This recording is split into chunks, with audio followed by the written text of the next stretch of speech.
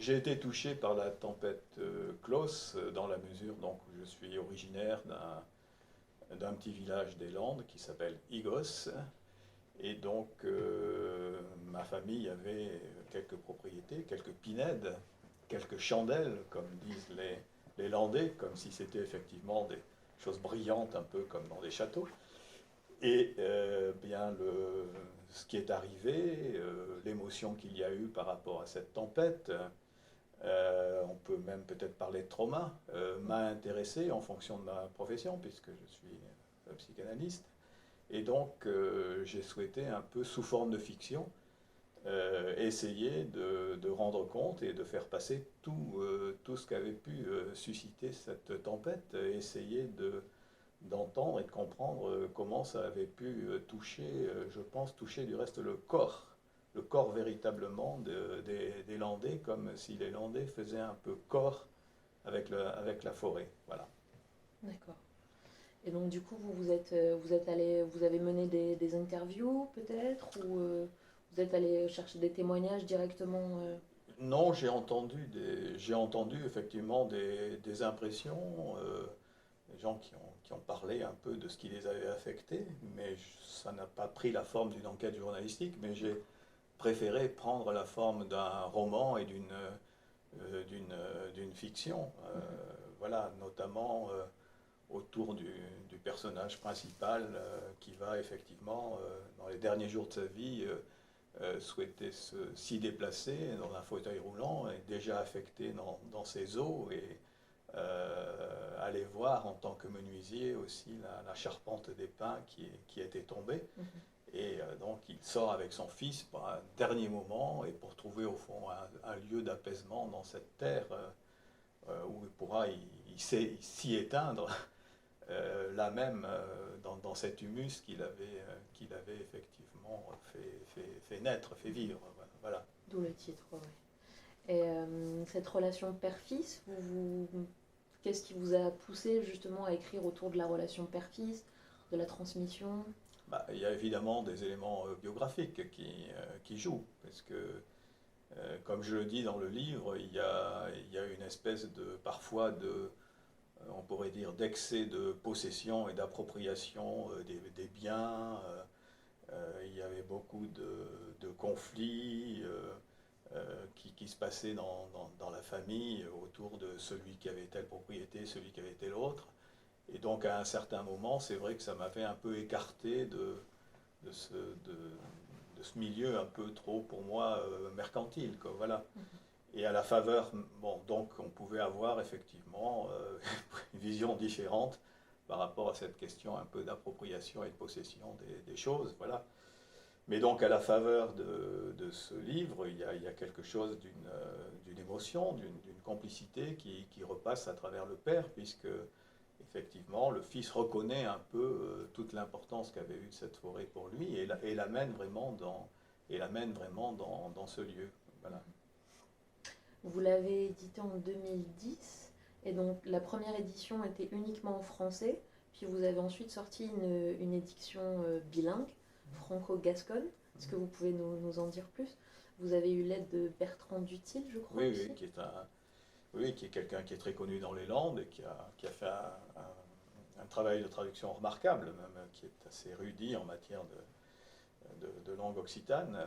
Oui, j'ai souhaité ça parce que c'est aussi une espèce enfin, d'hommage, enfin, de souvenir et de rappel de la langue que parlait mon père et que parlaient mes parents, qui étaient commerçants, maquignons, et qui donc dans leurs transactions passaient par le patois pour pouvoir présenter ce qu'ils avaient à vendre. Voilà. On ne pouvait pas penser faire un marché dans les fermes landaises si on ne parlait pas patois, quoi, voilà. Et donc mon enfance a baigné aussi dans les sonorités patoises, et ce que j'ai pensé aussi, c'est que le patois on pourrait dire, la langue a des effets d'onomatopée, c'est-à-dire on y entend vraiment dans la langue patoise des sensations, des éléments, des émotions. Voilà, par exemple, quand vous dites le gatesquiro, eh ben vous le voyez comme ça, dans le tremblement, le mouvement qu'il a, ça passe, le chat écureuil, oui, ça passe dans la langue, quoi, voilà. Il y a un certain nombre de mots comme ça. Je sais pas, par exemple, Ouzesklops. Ouzesklops, c'est les sabots. Et quand vous entendez Eusklops, vous voyez un peu le bois que les sabotiers faisaient des sabots en bois, et vous les voyez un peu se frotter, quoi. Je revois ma mère en train d'avoir ses sabots, de mettre ses feutres, de sortir quand il pleuvait avec un parapluie, voilà. C'était les Eusklops, quoi. Voilà, c'est ça. Donc il y a beaucoup de mots qui sont effectivement très proches de la sensation et de l'émotion. Et ça m'a intéressé que ça passe effectivement dans la langue gasconne. La dernière fois qu'on s'était vu, vous étiez venu du coup à notre atelier gascon. Vous nous aviez également parlé de la couverture du livre. Je crois que vous aviez été aidé par quelqu'un d'autre aussi pour les illustrations, tout ça. Oui, dans le livre, il y a quelques illustrations. C'est la femme de Bernard Dutil qui a aussi fait des dessins assez subtils du reste. Voilà. Notamment, il y a un dessin autour de la question des oies, parce que il y a dans le livre ce que les Gascons appellent un umpec, c'est-à-dire un fou, qui justement essaye de comprendre, mais enfin pourquoi cette tempête s'abat sur nous. Et le nom de Klaus le fait délirer autour des Allemands qui coupent les bois pour les amener à Berlin. Et donc il pense qu'il est missionné par le Christ et par Dieu pour sauver les oies. Voilà. Et évidemment, ça le fait associer sur le pas de oie. Enfin voilà, il est en plein délire. Comme ça peut arriver, quand vous avez un réel que vous ne comprenez pas, ben, vous vous mettez à imputer des causes particulières, comme par exemple pour le Covid, où on a pu penser que voilà, c'était un laboratoire chinois, ou une transformation de l'ADN, parce que c'était assez proche d'ARN. Enfin bon, on voit bien que face à un réel qui est inassimilable, difficilement compréhensible, on produit et on fabrique un peu des explications. Ce qui est un peu différent avec les feux actuels, parce que les feux actuels, à mon avis, touchent davantage la question de la responsabilité. Tandis que sur une tempête, dans l'après-coup, vous pouvez voilà, débroussailler, enfin remettre la forêt en place, mais là, la question de responsabilité se pose très vite. Pourquoi ce n'était pas suffisamment entretenu? Est-ce que c'est les écolos qui n'ont pas voulu qu'on mette des pare-feux?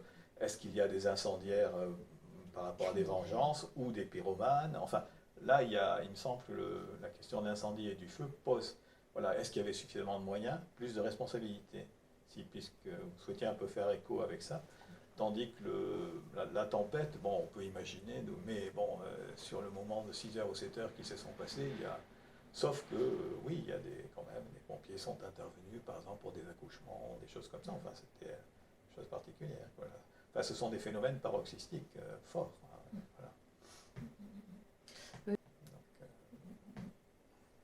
Est-ce que vous auriez peut-être un conseil pour les jeunes écrivains qui aimeraient se lancer dans cette aventure de l'écriture?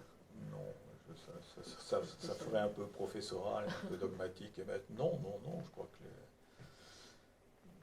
les gens ont à tenter un petit peu ce qu'ils souhaitent par rapport à ce qu'ils écrivent. C'est très compliqué pour, effectivement, les maisons d'édition depuis le Covid, les gens sont mis à écrire, ils reçoivent un nombre impressionnant il y a très très peu de manuscrits qui sont acceptés, mais ça pose du reste la question de savoir quel est le sens d'un livre et pourquoi on écrit. C'est pas forcément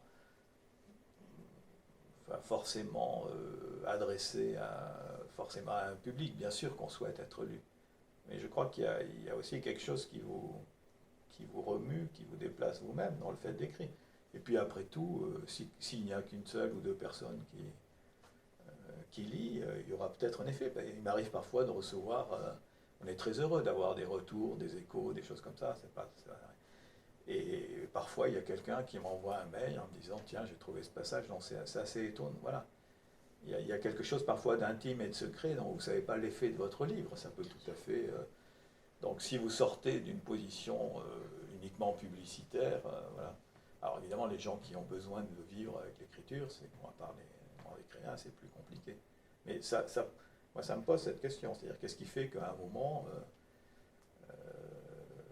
voilà, en matière d'ouvrage d'analyse, et ça vous permet aussi de vous-même de rebaliser votre chemin que vous avez fait par rapport aux doctrines que vous avez reçues, vous les reprenez, vous voyez un petit peu les variations des concepts, puis en prenant du temps, vous ne relisez pas, par exemple, 30 ou 40 ans après, un bouquin de la même façon que vous l'avez lu à 20 ou 30 ans. Voilà, donc ça, c'est un... Et donc, il y a aussi un effet pour soi-même de renouvellement, on pourrait dire, voilà, dans l'écriture, dans ce qu'on produit. Et puis la recherche, l'invention, voilà. Est-ce que vous pouvez nous lire un petit passage, peut-être, de votre choix? Est-ce que tu as entendu, Sylvain, le bruit de ce pain qu'on a fini d'abattre et qui s'est fracassé tout près? Eh bien, ça me passe encore partout dans le corps, ce craquement. Ça fait comme si on avait cassé mes propres os. Ça fait mal, très mal de s'en séparer. On trouve des tas de prétextes, on retarde le moment de vendre pour que ça prenne plus de valeur, on les garde en cas de gros pépins, on dit qu'on fait tout ça pour les enfants, mais je crois vraiment qu'aucun argument économique, qu'aucune justification familiale ne tienne. Malgré un entretien coûteux et toujours à refaire, malgré le risque d'incendie et de tempête, les rendements attractifs des placements, malgré tout ça, on persiste, on persévère. Il n'y a pas d'autre solution que de continuer, Sylvain. On veut certainement faire de nos pains de superbes centenaires. Ici, en surface, ce n'était qu'une toute petite parcelle, mais dans le fond, une grande partie de ma vie. Tu sais, j'ai souvent ruminé ça dans ma tête pour savoir ce qu'était vraiment cette passion qui m'habitait. Je crois que j'ai toujours viscéralement fait corps avec ces pains. C'est comme une ossature, une colonne vertébrale qui tient ta carcasse, une charpente qui te soutient. Alors c'est vraiment déchirant de voir ces pains coupés, de les entendre tomber. Ça te brise, ça te casse de haut en bas tous les membres. Voilà, c'est tout.